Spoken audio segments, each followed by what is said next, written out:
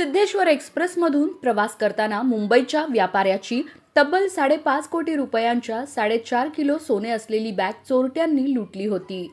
मागील महिन्यात 6 डिसेंबर रोजी घडलेल्या चोरीचा मुंबई रेल्वे क्राईम ब्रँचने शनिवारी बार्लोनी येथे छापा टाकून पर्दाफाश केला. या प्रकरणी पोलिसांनी मुख्य आरोपीला अटक केली असून अन्य दोघे पळून जाण्यात यशस्वी झाले आहेत. अटक केलेल्यांमध्ये फुलचंद छगन गुंजाळ राहणार बार्लोनी तालुका माढा याचा समावेश आहे.